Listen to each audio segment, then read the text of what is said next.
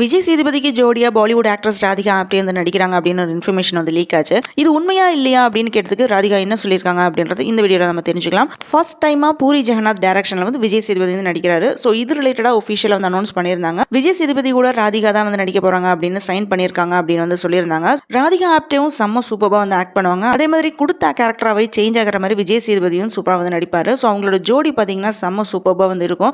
ஆனால் டேரக்டர் என்ன சொல்லியிருக்காருன்னு பார்த்தீங்கன்னா ஒஃபிஷியலாக நாங்கள் எதுவுமே சொல்லலை ஹீரோயின் பற்றி அப்படின்னு சொல்லியிருக்காங்க. பாலிவுட் ஆக்ட்ரஸ் தபுவை மட்டும் தான் வந்து கன்ஃபார்ம் பண்ணியிருக்காங்க. ஸோ 20 இயர்ஸாக வந்து ஆக்ட்ரஸாக இருந்த ராதிகா நெக்ஸ்ட்டாக வந்து டேரக்ஷன் ஃபீல்டில் வந்து என்டர் ஆகிருக்காங்க. கரண்ட்டாக ஒரு ஃபிலிமில் வந்து கமிட் ஆயிருக்காங்க டேரக்ஷனில். இவங்களுக்கு 5 மந்த்ஸ்க்கு முன்னாடி தான் வந்து குழந்தை பிறந்துச்சு. ஸோ இவங்க தான் வந்து பேபியை வந்து டேக் கேர் பண்ணுறதுனால ரொம்ப பிஸியாக இருக்கேன் அப்படின்னு வந்து சொல்லியிருக்காங்க. பொண்ணு பிறந்ததுக்கப்புறம் சரியாக வந்து தூக்கம் இல்லை, ஆள் யாரும் வச்சுக்கல. ஸோ இவங்களே தான் வந்து எல்லாத்தையுமே தனியாக வந்து செஞ்சுட்டு இருக்காங்க. இது ஒரு டிஃப்ரெண்டான ட்ராவலாக இருக்குது அப்படின்னு வந்து சொல்லியிருக்காங்க.